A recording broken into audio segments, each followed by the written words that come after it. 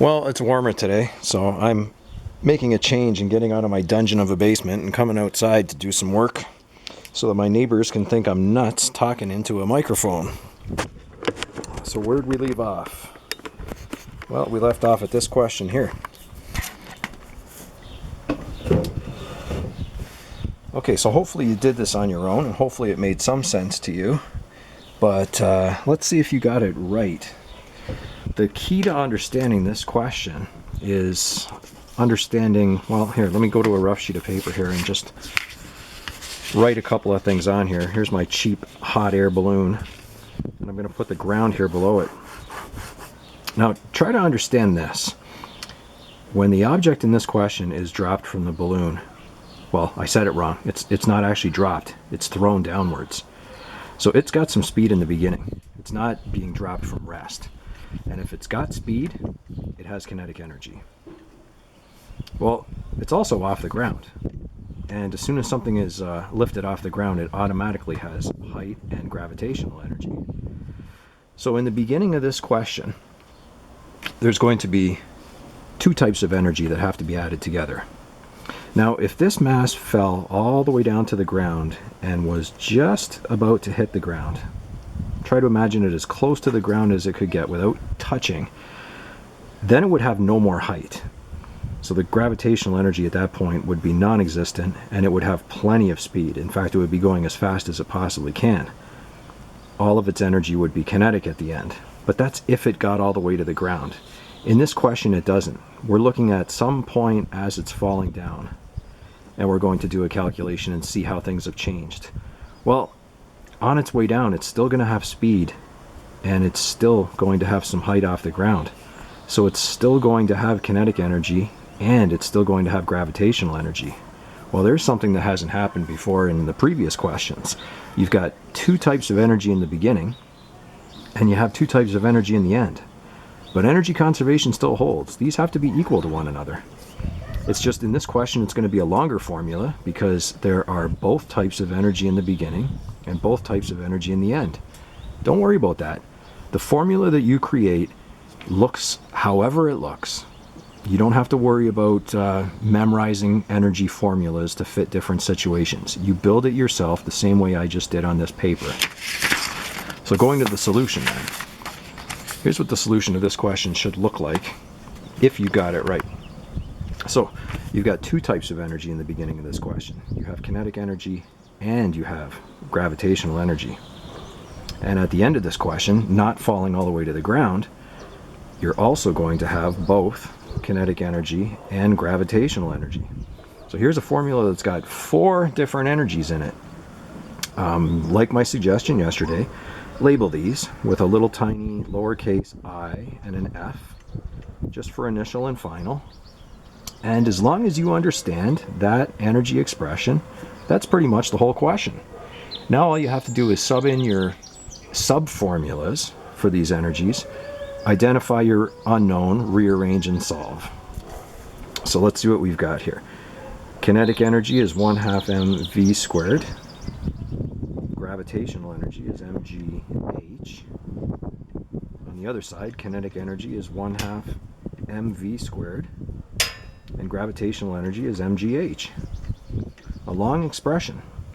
And I'm also going to put in some little i's here for initial speed, initial height, final speed, final height. Okay, so that looks like a long question. But mass is in every term, so that cancels out. And that's why the mass in this question isn't given. So all the masses on the left and all the masses on the right will drop out. That makes it a little bit shorter. Let's identify the unknown. The question says, what will be the speed of the water balloon in the end? So make sure you don't misidentify which speed you're looking for. You're not looking for initial speed. You're looking for final speed. So this right here, that's what we want to rearrange for. So you can rearrange right away if you like, or you can try to sub in some numbers and see what you can do with this. The more proper thing to do, especially if you were going into university, is to rearrange first. So I'm going to do that. This term here, the GHF, I would bring that over and make it negative. And that leaves me out with on the right hand side, 1/2 VF squared. I would have to bring over the 1/2, and rather than write that whole line out again, just for the sake of this video, that is being multiplied with VF squared. So when it comes to this side, it will go into the denominator. And I can also get rid of the exponent of 2 on this VF by rooting the right hand side, and whatever you do to one side you have to do to the other. I could write a square root sign over this entire left hand side. So I know this looks like a lot, but it's just bed mass, and you know every single one of these variables. So just be careful. Just be careful with your exponents and your brackets and your order of operation. And I mean, you've been doing this work since grade 9. You just have to be careful. So what do we have on top? 1/2, and again, notice how these halves don't cancel, because you have to have one in every term on top to be able to factor it out and cancel with the bottom.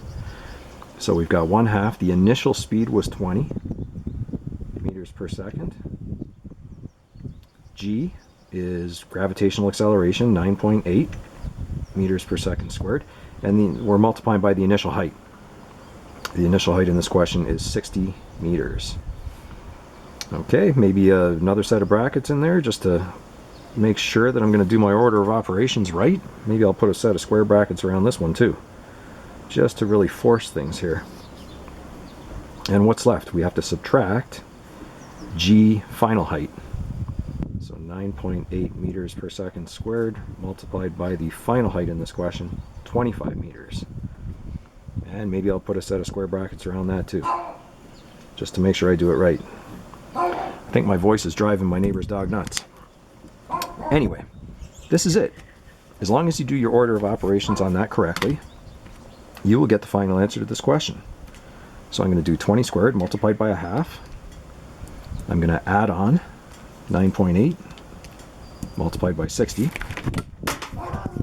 And I'm going to subtract 9.8 multiplied by 25. Divide that whole thing by 1/2. And finally take the square root of the answer in the end.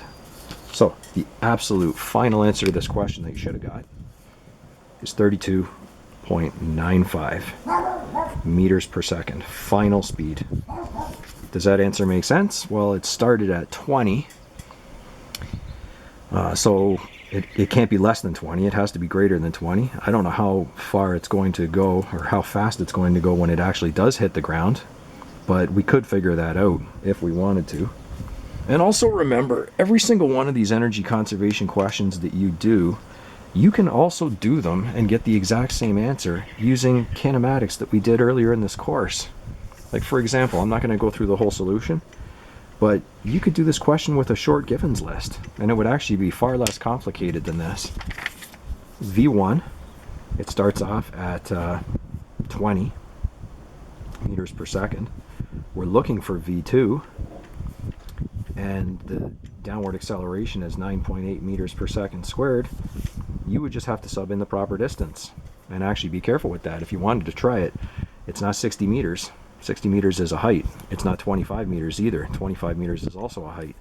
You could do this question, but you would have to have it fall over a distance of 35 meters. And there's nowhere in the question that would tell you to do that. You would just have to know by thinking about it. It's traveling a distance of 35 meters down. And you could choose an acceleration formula and sub in. Okay, so today's questions, there are 4 questions. And each of the questions on today's sheet are going to be something like this. They're going to be somewhat more mathematically complicated because there's going to be more than just one energy in the beginning or one energy in the end. And that's the last thing you have to practice for this week. So please do those questions and we'll take them up. And actually, I'm mistaken. It's only Tuesday. We will probably have one more lesson this week after we take up this homework. We're going to start home energy, which is a sort of an interesting topic, especially with you being trapped in your house. You can do some calculations for things in the room around you and see how much they cost, but we'll get to that a little later. Hopefully this isn't too much of a mess and you can make sense of this. Watch the video again if you want, and try the 4 homework questions. We'll go through the full solutions to those next day.